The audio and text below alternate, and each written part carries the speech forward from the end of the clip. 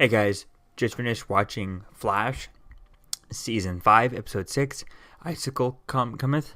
The Icicle Cometh.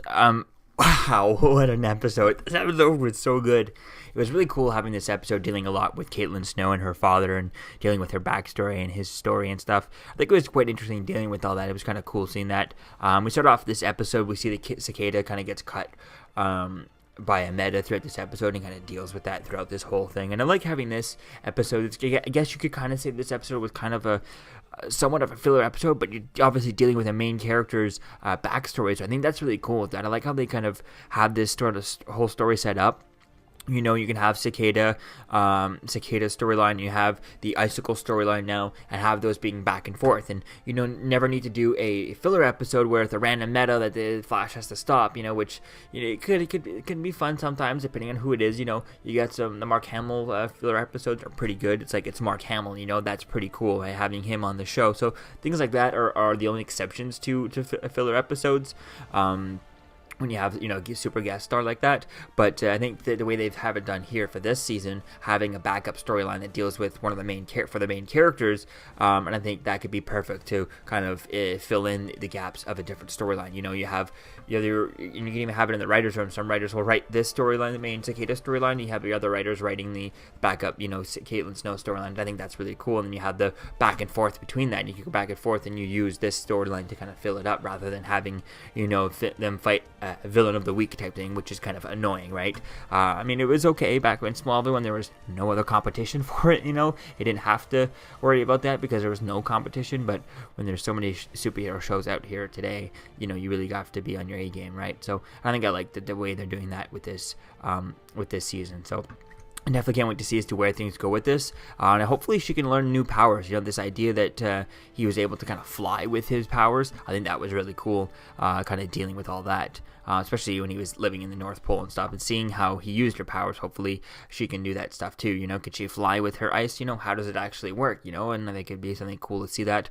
I think, remember, we did see her fly, not so much fly, we saw her fly around like Iceman, as Iceman did in Days of Future Past in the opening scene and stuff, back in the, I think it was the Dominators crossover. I think that was really cool, seeing Caitlin Snow kind of flying around on ice and stuff. So that would be cool to see something like that with here. Maybe Killer Frost versus Icicle, and they're both flying around on ice type thing. Could be a really cool thing to play with. Or I'd love to see them, if the two of them, because one thing I've not always missed with Iceman in the movies, and I think maybe they could kind of do it here. We'll see I'm not sure what the budget would be like and how that would work, but to see if Caitlin Snow and if Killer Frost and Icicle, if they fought underwater, what would that be like, you know? I think that would be really cool to see that. Maybe they could both be underwater and absorb, you know, maybe they're fighting in a lake type thing and they each absorb half of the lake, and you know, they could just become this giant man-sized Icicle creatures, and they're just fighting each other, you know. And I think that could be a really cool thing to see, you know. They're both fighting in the water, in the ocean type thing, and absorbing water and becoming bigger, and you know, I think that could be a really interesting thing to play with, you know, in another episode coming up. Although I feel like they would do that because obviously there's going to be, at this point, we're starting to kind of save up, they're probably saving up some of their budget for the crossover coming up, since we're only 3 episodes away from that. So I think that's really going to be cool to see, as to kind of where things go with that, and then how things are going to build up to that. And I think it was really cool there. We also got a nod, speaking of the crossover, if I'm not mistaken, the crossover, we have a nod here to where Thomas mentions, or Icicle later on revealed, that Thomas mentions Mr. Freeze, and I think that's really cool. If I'm not mistaken, they did cast a while back Stephen Amell's wife as Nora Freeze, so I think that could be an interesting idea. Is it going to be, you know, our version of Mr. Freeze? I think it's going to be quite interesting to see as to kind of where things kind of go with that, and how that kind of come into play. So I think it's going to be interesting to see, you know, is it just kind of a reference because he's an ice character, right, referencing other ice characters, or is it, you know, is it a setup type thing, or an early tease to set up, right? So I think it could be cool to see as to kind of where things go with that. So I think it's going to be interesting to see, and if we end up seeing actually Nora Freeze played by Stephen Amell's wife, you know, I think that's going to be cool to see. You know, is she just going to be in the chamber, in the frozen chamber, like in the comics, right? Or is she actually going to be having lines, being a character?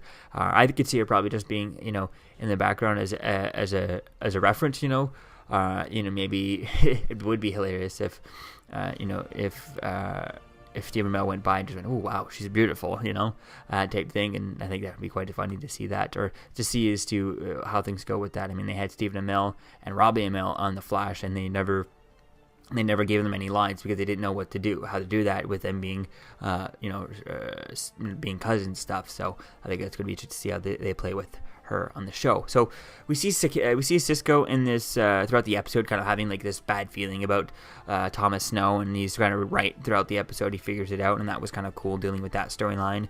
We also had the backup storylines in this episode of Nora and Iris kind of looking for Cicada stuff and working together and dealing with that stuff. That was kind of okay. I like that they're kind of getting their relationship a little bit better. But it's just kind of okay. But it just this main storyline was just so much better. You're just gonna forget about that storyline. It's just like it's nice to see that they're working together and they're kind of they're getting to work. They're ironing out the kinks out of their relationship type thing. And I think that's nice there. We also saw Cecile and Ralph going to get some information and stuff, and they do end up finding later on that they end up finding the name of Cicada's daughter type thing. So I think that's interesting. It's a new lead to moving the story on forward. So even though we have this episode that's entirely devoted to the backup storyline or the second story of the season, we still got to move the main story forward a little bit. So I think that's really cool dealing with that. Although I'm not sure if I really like the kind of Cecile and Ralph storyline. It was just okay just to seeing how she did stuff, but it was just kind of okay. Nothing really interesting with that. We'll see where she goes as a character.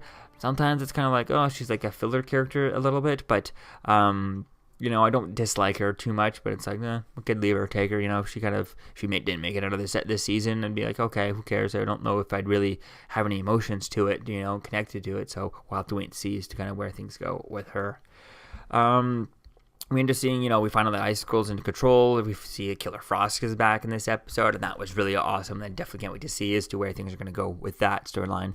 And then the trailer for next episode, it looks like we see Nora or XS with Barry in her arms. And I think that's going to be interesting to see, is Barry going to be out for this episode? If he's knocked out in this episode, I think it's going to be interesting to see as to where things go with that. Is he going to be not in episode 8 at all, like barely in it, halfway through episode 7, he gets knocked out, he gets killed or whatever, something that is incapacitated, and he's just lying there, and Grant Gustin has no more scenes, and he's not in episode 8 until we go into episode 9. So I think that could be quite interesting to see that, if they keep him out of episode 8, so allowing him to have more time, so they can have more time, spend that time filming for the crossover. I think that could be quite interesting doing that if he was, not around to film that episode 8, but he was busy doing the crossover. I think that could be quite interesting doing that, giving way more time involved in the crossover.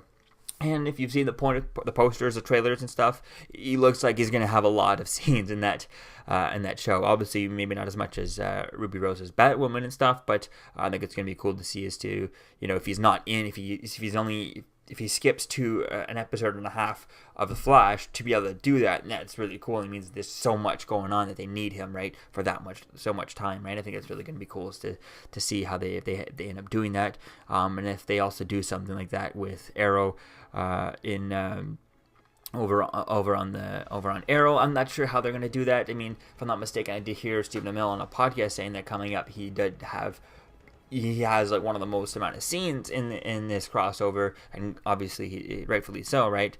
But it looks like the next episode doesn't involve him being out of the episode like Flash might be setting up here. So we'll have to wait and see as to where things go with that. Maybe at the end of his episode he'll get set up as, he gets beaten up or something. He's in the infirmary in the hospital, so there's not much really to follow with him because he's just kind of healing up in the hospital end of the prison, right, that he's in.